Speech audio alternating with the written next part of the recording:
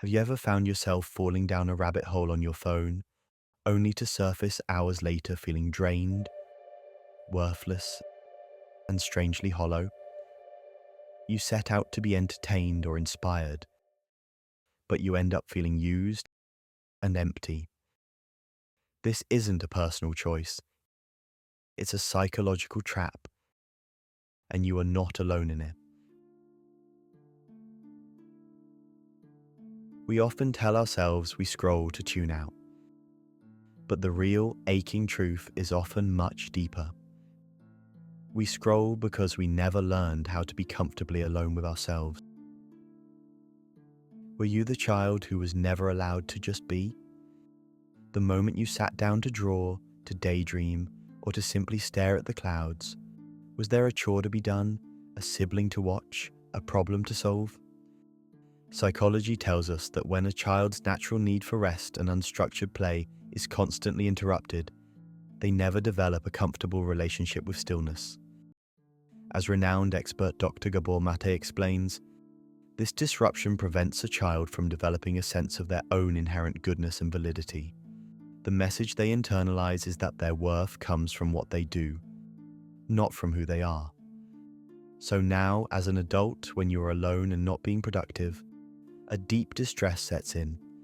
Your mind races, looking for any external anchor to prove you have a purpose, and your phone is the perfect endless supply. You might be a creative person who tells yourself you're just going online for inspiration, to research your audience or to fuel your mind. But then you find yourself 2 hours later, having consumed a hurricane of content, remembering nothing, and feeling creatively bankrupt. The very tool you sought for inspiration has instead consumed your attention and left you with nothing. The platforms themselves are designed to exploit this very vulnerability. Psychiatrist Dr. Alok Kanogia, Dr. K, reveals a phenomenon known as online drift. The algorithms aren't just showing you random content, they are actively ping-ponging your emotions. You are shown a tragic news story to make you sad, then a cute animal video to make you smile, then an outrageous opinion to make you angry. As Dr. Kanogia explains, this creates a variable emotional engagement. Your brain, desperate to feel something, even if it's negative, gets hooked on this chaotic roller coaster. Why does our brain crave this? Pioneering research on human connection shows that we have a fundamental social need to engage with emotions. This is why a deep, heartfelt conversation with a loved one, or getting lost in a hobby you love, can feel so fulfilling. It uses your emotional energy in a meaningful way. Studies have found that people who regularly engage in these real-world, emotionally rich activities are significantly less likely to feel the pull of doom scrolling. As Dr. Kanogia notes, after an emotionally intense therapy session or a meaningful podcast, he feels drained in a good way and has no desire to seek further stimulation. His emotional cup has been filled with purpose, but social media offers the opposite. It doesn't fill your cup, it punches holes in it. By the time you are done scrolling, you have nothing left. You have spent all your emotional coins on a machine that gives no real purpose in return. This is why doom scrolling can feel like a strange security blanket. Even though the news is bad, it makes the world feel predictable. You think, at least I know what's happening. But this is a phantom comfort. Research shows that this constant emotional whiplash exhausts our emotional circuitry. It's like going to the gym and doing 100 random frantic exercises without a break. You don't get stronger. You just end up spiritually bruised and utterly depleted. You have given your emotional energy to a machine that gives nothing of substance in return. For some, the reason is even darker.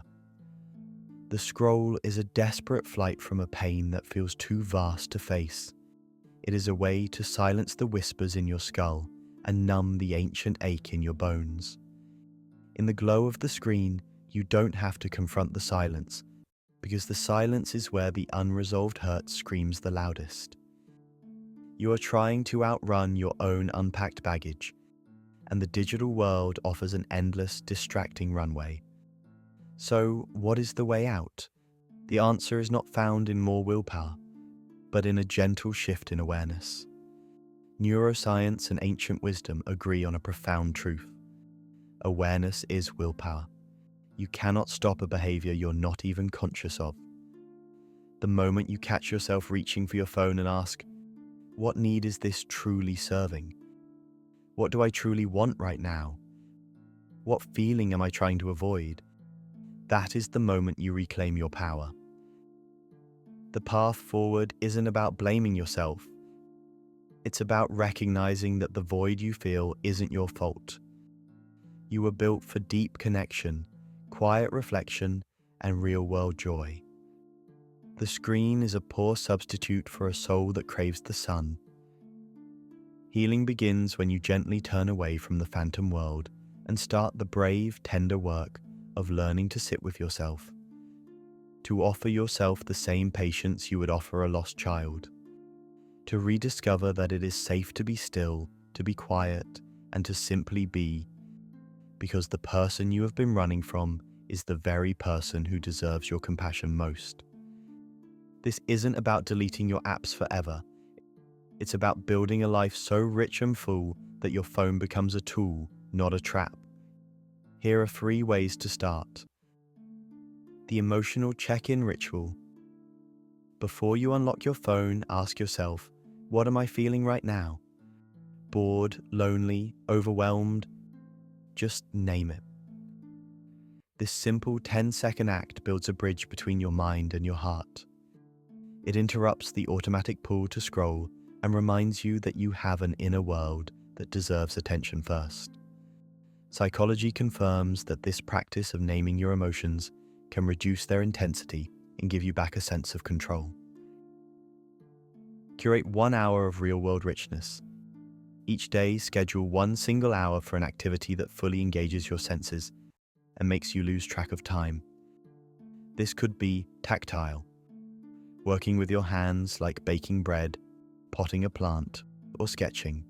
Social, having a phone-free coffee with a friend where you talk about your dreams, not just your day.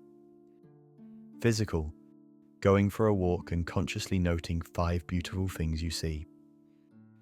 This hour actively rebuilds the neural pathways for genuine joy and satisfaction, making the fake world on your screen feel less appealing. Pausing. When you feel the urge to scroll, set a timer for 3 minutes.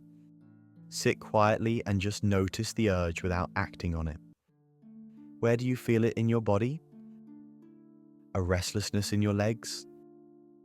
A tension in your chest? Breathe into that space. You are not trying to make the urge go away. You are teaching your nervous system that it can survive a moment of boredom or discomfort without a digital fix. Imagine a life where your phone rests quietly in another room, not because you've banned it, but because you are too immersed in the vibrant world you've built to hear its faint call. That life is not a distant dream. It is the natural result of the small, brave choices you can start making today. Each emotional check-in, every hour of real-world joy, is a stitch mending the holes in your cup. Soon, you will find it holds more than enough. Enough curiosity, enough peace, enough purpose. The screen's glow will never match the brilliance of a soul that has remembered how to shine on its own.